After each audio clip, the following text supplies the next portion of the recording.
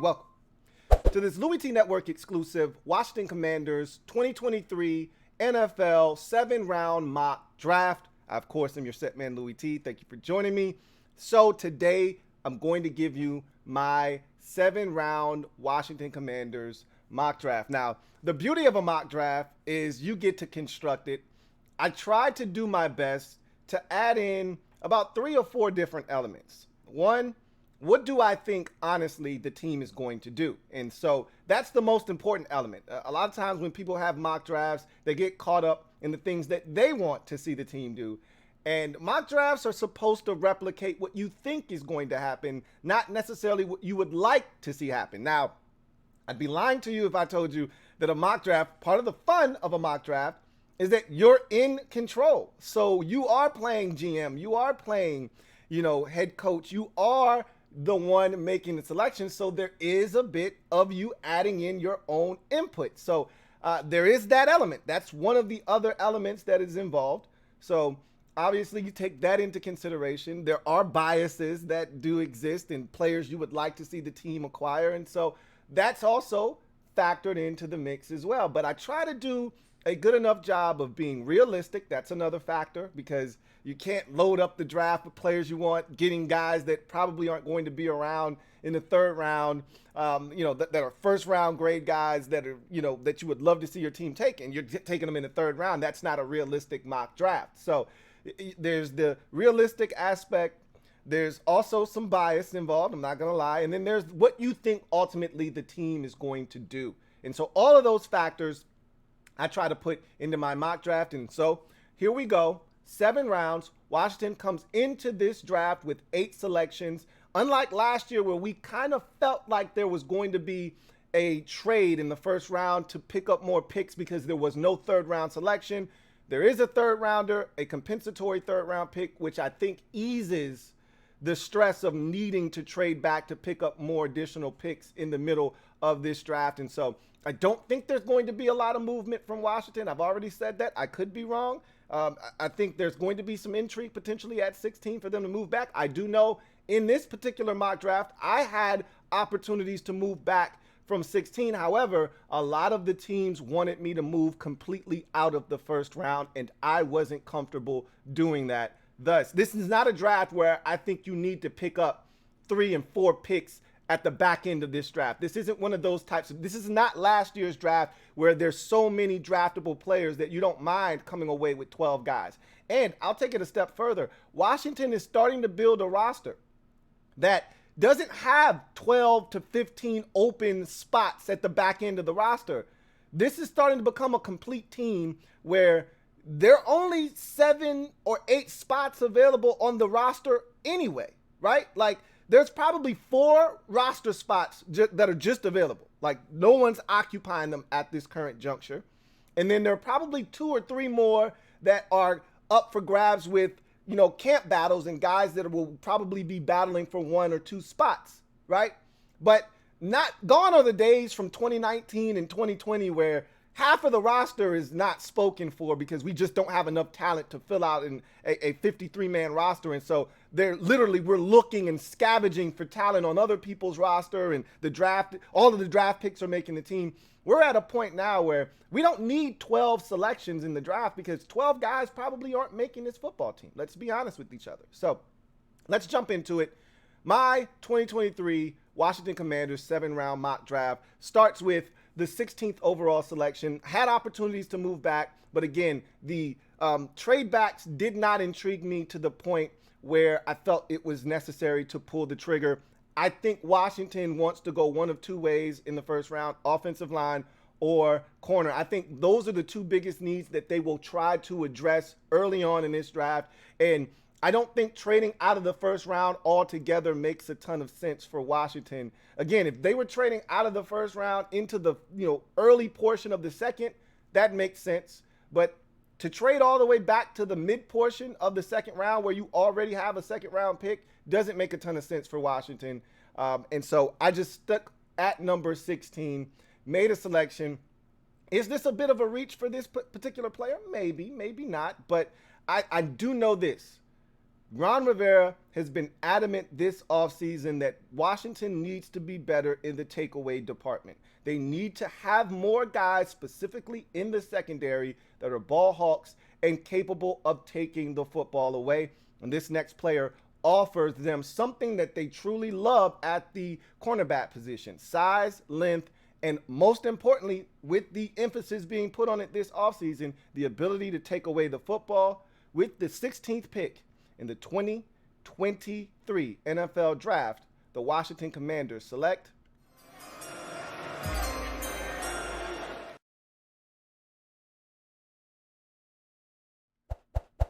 Emmanuel Forbes Jr., cornerback, Mississippi State. And so Washington makes the selection. Maybe this is a bit early for him. You know, other guys were in the mix. Deonte Banks is a guy that was still on the board at the time of this selection. Maybe Washington decides to go in that direction. They've shown genuine interest in Emmanuel Forbes Jr. If you don't pull the trigger on him here at 16, the likelihood is you won't get another opportunity at 47. I think that hesitancy of not knowing that he'll still be there at 47, knowing that there isn't an offensive lineman that knocks your socks off at 16, Gonzalez is already gone, Witherspoon's already gone, knowing that those are the two guys that you were really highlighting.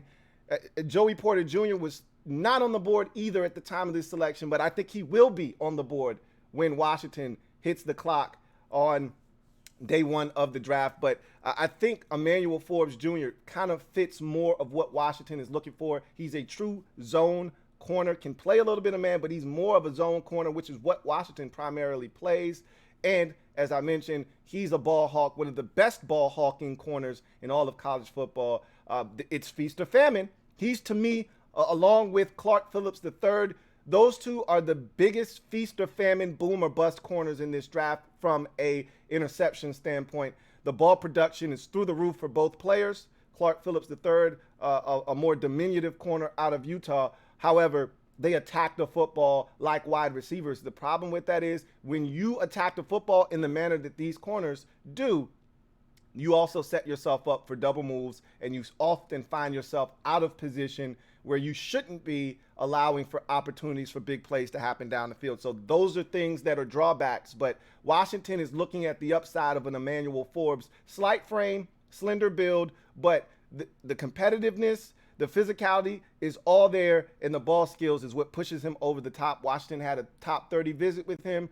They love him, and they're going to add him to their secondary with the first pick for their draft in 2023. We move on to the second selection, 47th overall for the Washington Commanders.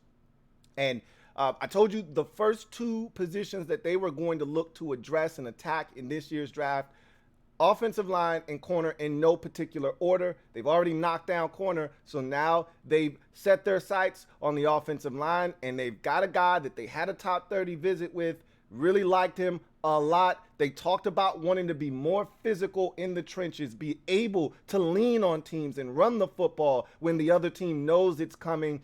This is one of those guys that will help you be able to do that. He was a two-time captain at his school, and so all of those intangibles make it very easy for Washington to pull the trigger on this player here in the second round, 47th selection overall. The Washington Commanders select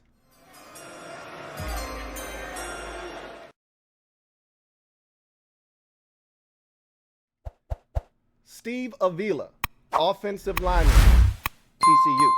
So Washington beefs up the interior of the offensive line. They need a right guard. Remember, Ron Rivera said that right now Chris Paul and Sadiq Charles were battling for the left guard position.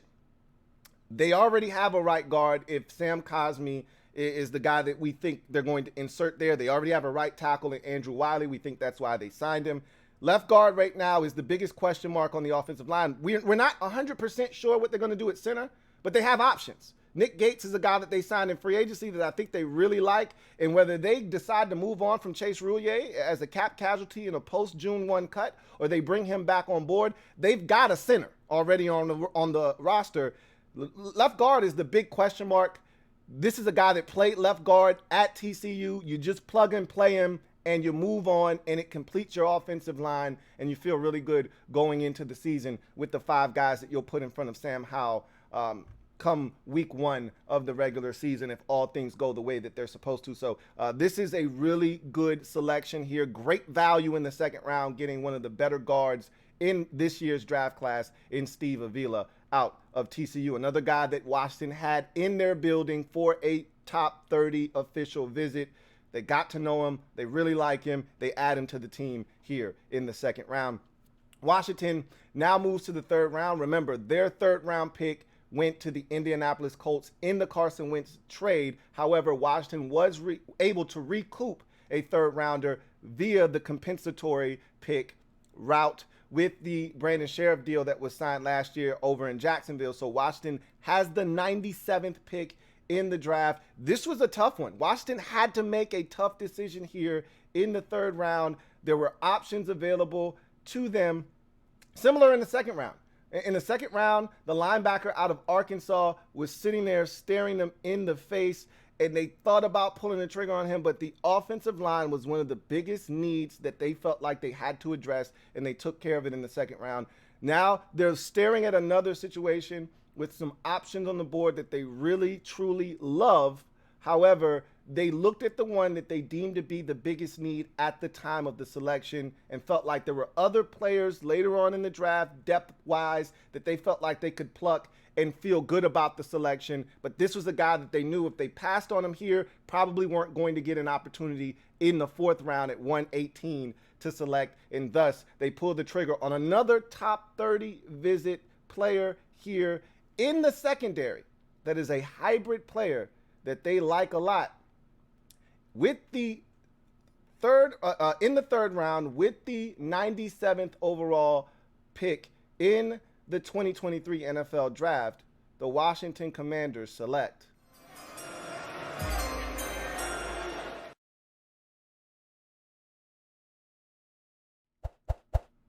Jartavis Martin, safety, Illinois, a.k.a. Quan Martin. This is a guy that fills another big void on this football team. Right now, they don't have a true nickel.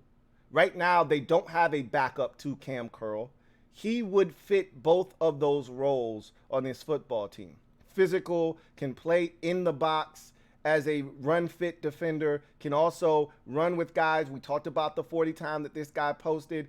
Good ball skills. He showed that this past year in 2022 with the Illini, and they were strong in that secondary. A lot of good football players for Illinois in that secondary. He was one of the better ones along with Devon Witherspoon, and so Washington pulls the trigger here at 97, getting a player that they feel like is an impact guy that steps in day number 1. All 3 of their first selections in the first 2 days of the draft, they feel like are day 1 impact guys that step in right away and help this team look to try to make the playoffs in 2023. So that's what you're looking for from your day 1 and 2 selections. You're looking for impact players right away, guys that you expect to step in and have an impact on your football team immediately. And I think they've gotten that with all 3 of these selections. You move to day number 3 of the draft, and this is an important day. This is the roster building. This is where you get the meat and potatoes, the guys that drive the car, the little cogs that make this thing move. And so you don't want to ignore day number 3. Washington starts with the 118th overall selection. And oftentimes in the draft, you see this with teams. You go to scout one player, you go to their pro day, and you see another guy there, and you say, damn, that guy's ultra impressive as well.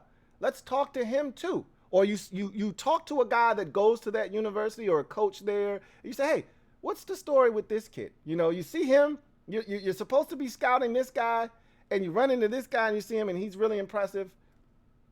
This is another one of those situations. You'll see teams often have multiple players from the same school. It's not a coincidence, and that's what you're going to see here at 118. However, there is a trade, the only trade that Washington will have in this upcoming year's draft. It's not a big one. Don't get excited. It's not a big trade, but it's a trade nonetheless.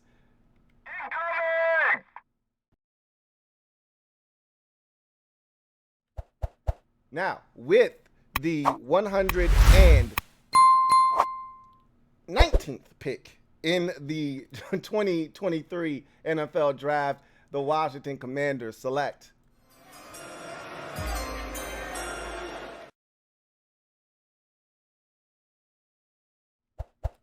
So all that trade essentially was the Minnesota Vikings were one pick behind Washington at 119. Washington sat at 118. Vikings got antsy. There was a player that they truly wanted to ensure that they locked in.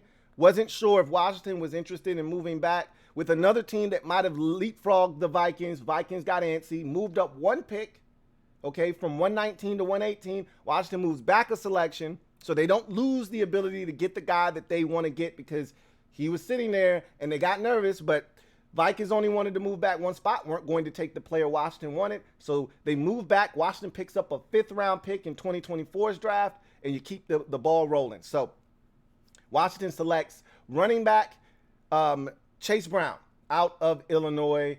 This is a guy that I think fits exactly to a T what Washington is looking for. They're looking for a dynamic running back that's a home run threat every time he touches the football. Chase Brown showed you that in 2022.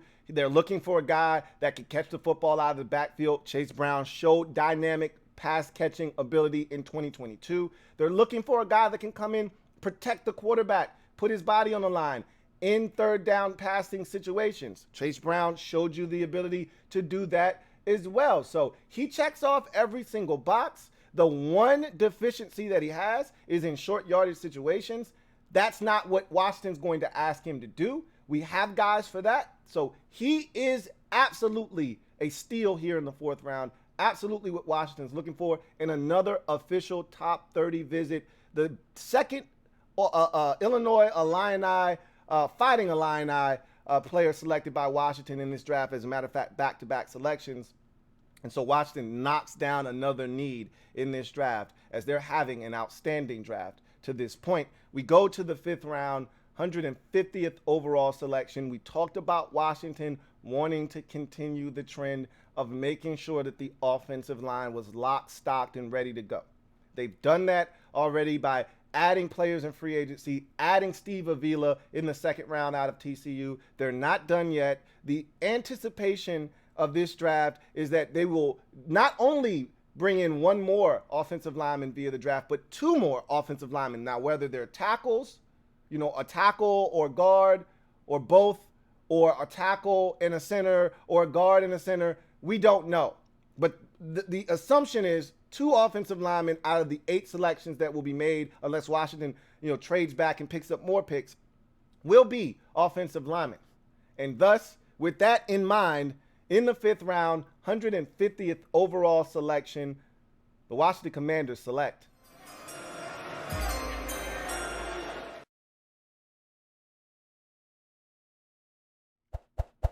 offensive lineman Ricky Stromberg, Arkansas. This is another guy that they feel really good about. SEC football player, went up against some of the best that college football had to offer, was a guy that really impressed Washington, had him for a top 30 visit. So another top 30 visit player that Washington was intrigued by.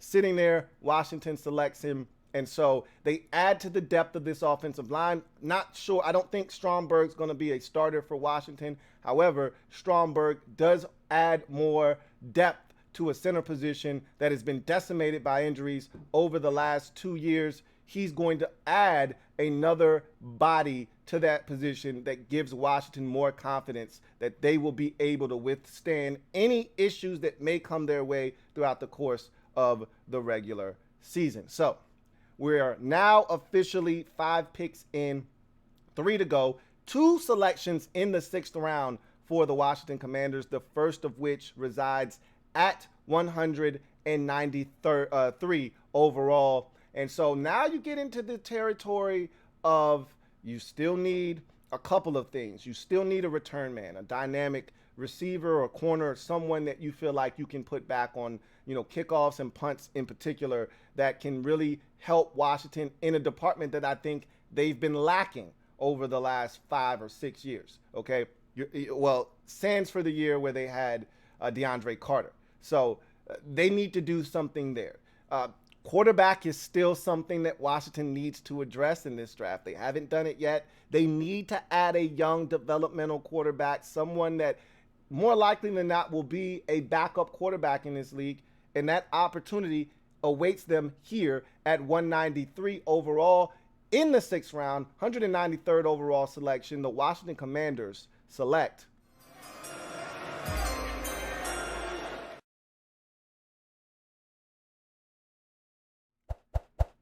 Jaren Hall, quarterback, BYU. Now, see, this is the part of the mock draft where my bias takes over. You guys know how I feel about Jaren Hall.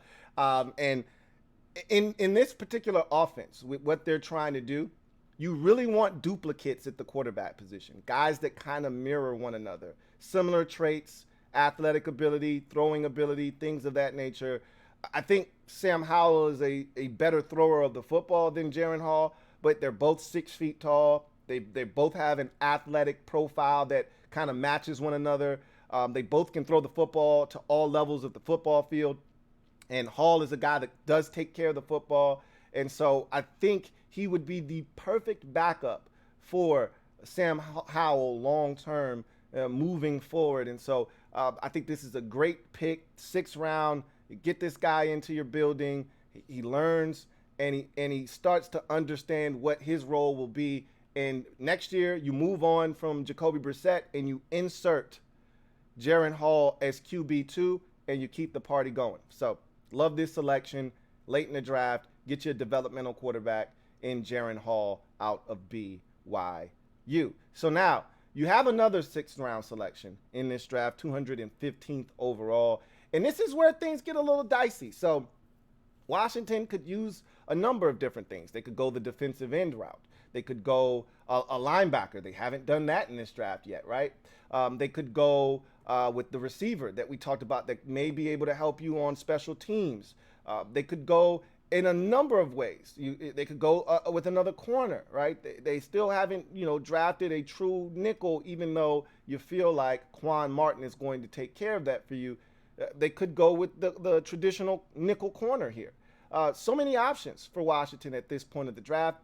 But this is the part of the draft also where you want to just take a guy based off of upside. Hey, this is a guy that's freakishly athletic. You just throw a dart at the board and just see what you have. Washington loves versatility, and this next player offers you extreme upside and versatility. And so with the 215th overall selection in the 6th round of the 2023 NFL Draft, the Washington Commanders select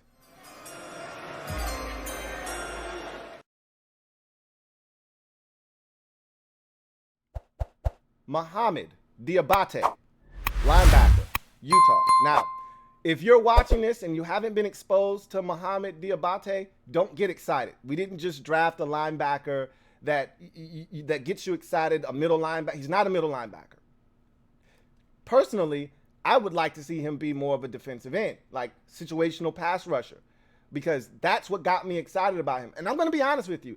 Of all the selections that I've made to this point, this is the one that I think is the most unrealistic because I think someone's going to fall in love with Mohamed Diabate a lot sooner than the 6th round. A team like San Francisco, who, loves to take athletes, could use another guy to get after the quarterback. I think that he could play outside linebacker, which he did at Utah last year.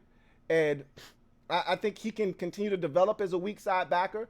But I think ultimately where his best football may be played is as a situational pass rusher on obvious passing situations on 3rd down.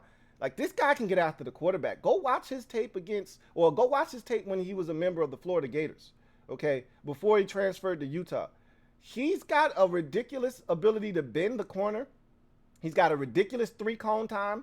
His short shuttle is very respectable. He looks like an NFL pass rusher now. He's light in the trunks, which is why you don't want him in the game as a defensive end, a base defensive end, or a 3-4 outside linebacker. But in a non-traditional role, and that's whomever drafts Mohamed Diabate, you have to be thinking outside the box. You can't just say, oh, okay, he's a weak side backer in the NFL. You've got to take his exploits, all the things that he does well, and you've got to use that versatility or positional flex. You see what I did there?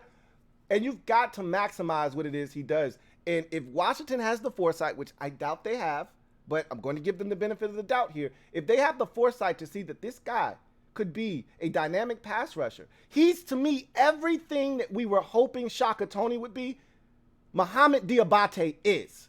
And thus, I look at him as a Milo Eifler, type of replacement. Like, Milo Eifler is always around. Mohamoud Diabate can take his spot, play special teams, and also offer you another guy that can get after the quarterback. I'd like to see Washington think outside the box late in this draft with an athlete that jumped the 11-foot broad, 6.96 three cone, which is insane, in a 4.25 short shuttle with a 1.51 10-second split. These are explosive, dynamic numbers, and you see it when you watch him as an edge rusher. I'd love to see Washington take a chance on an explosive athlete late in the draft. I won't hold my breath, but that's what my mock draft says that they do. And finally, we wrap up this draft in the 7th round, 233rd overall selection. Washington has yet to figure out what they're going to do at punt returner. I can assure you this, Dax Milne is not it. And so I think Washington has finally gotten to a point where they realize that Dax Milne isn't it either. And so in the 7th round, 233rd overall selection, the Washington Commanders select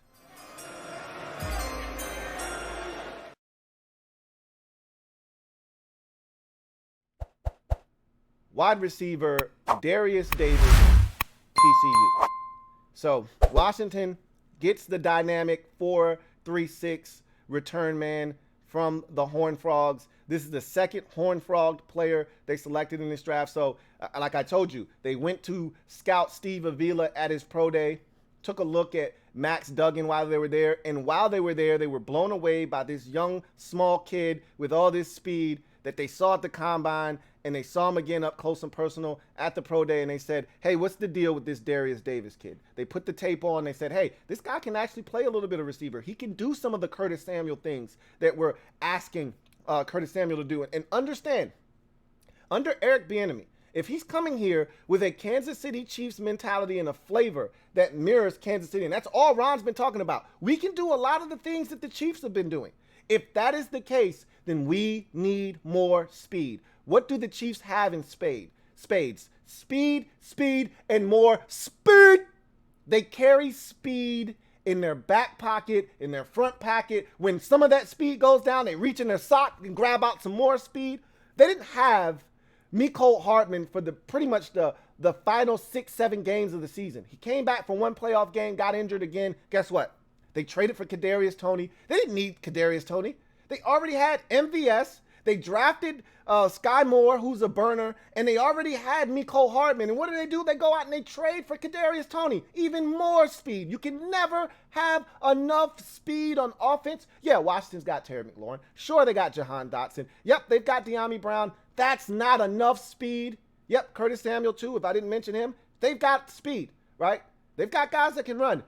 It doesn't hurt to add another guy that can run. Darius Davis can do that. And not only can he run, not only can you do jet sweeps and wide receiver screens with him, you can also get him opportunities as a punt returner. 6 career return touchdowns for Darius Davis while at TCU. He's dynamic in that regard, and he can also take the top off the defense as a deep threat as well. So I think Darius Davis, it'd be the perfect capper to what has been an exceptional draft for the Washington Commanders. So let's recap what Washington has done here in this draft with all of the players that they've selected. 8 in total. Washington did not move back in this draft, did not pick up more picks. To me, this is not a trade back and pick up more picks type of draft. I think this is one of those drafts where you're better served maximizing early value, getting good football players where you sit, all right?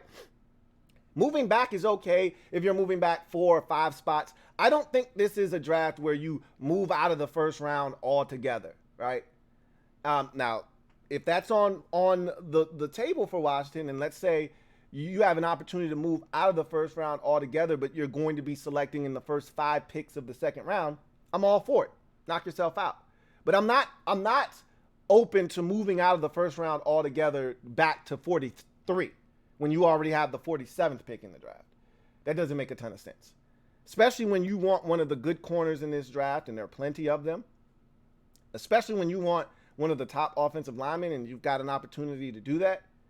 Stay where you are. Get good football players. A lot of people love this quantity over quality method. I've never been a huge proponent of that. The reason we don't have more blue chip players is because we don't hit in the second round. All right? Because our first rounders, we've been a little bit better of late with, Terry McLaurin, obviously, Deron Payne, Jonathan Allen. It looks like Jahan Dotson's going to be a slam dunk as well. We're hoping Chase Young turns into what we thought he was going to be when we selected him number 2 overall. But we've been really good in the first round of late. But the second round is still a house of horrors, and we don't know what Sam Cosmi is going to be. But he looks like he could easily fall in line with the rest of the swing and misses we've had in the second round. And that's one of those rounds where you need to get great talent. And we found some gems later on in the draft, but trading back lessens the likelihood that you're going to come away with a blue chipper. So I think this is one of those drafts where the talent wanes as you get deeper into the draft. I don't want 10 selections. I don't want to move back and pick up an extra 5th and 6th round pick. This isn't last year's draft.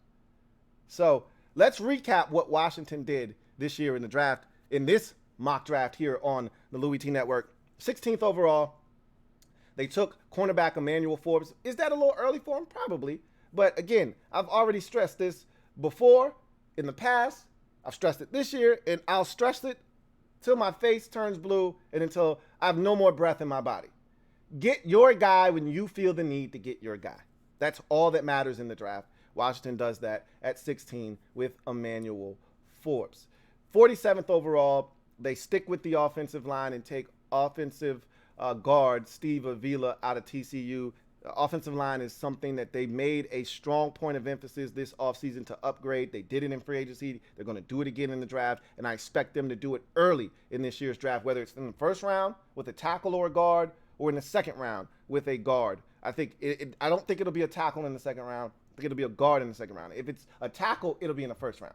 So I think they go corner in the first round, guard in the second round, and that's what they did, getting Steve Avila, guard, out of TCU. Third round, compensatory pick, 97th overall. They take Quan Martin, safety, hybrid, nickel, linebacker, out of Illinois. This guy is a football player. That's the best way to describe him. He's all over the football field. He's physical. He creates plays on the football. And one of the things that Ron stressed this offseason, more turnovers, more takeaways. In order to get turnovers, you need guys that find themselves around the football. Emmanuel Forbes finds himself around the football, and he knows what to do when he gets there. Same can be said for Quan Martin. Guys that find themselves around the football, usually good things happen. We don't have enough of those guys on the football team, specifically in the secondary right now. I think adding those 2 guys in your first 3 picks really strengthens the secondary for the Washington Commanders. 4th round, day 3, you move into day 3, and the first thing they do is they upgrade. I told you, I don't think they're going to touch the skill positions in the first 2 days of the draft. But I think they get busy immediately in day number 3 by upgrading the running back position with Chase Brown, running back out of Illinois, the second Fighting Illini taken in the draft by the Commanders. This would be a trend, as they would take 2 TCU Horned Frog players as well in this year's draft class. But Chase Brown does everything Washington is looking for in that third back. Going to have to play some special teams, obviously. Don't know how good he'll be there, but if he wants to stick on the roster, he'll figure out a way to be solid on special teams. But more importantly, he can catch it out of the backfield. He can hit the home run, right? Anytime he touches the football, he can go the distance. You're talking about a 4.42 40 type guy, 4.42, 4.43, something like that. And he can also block.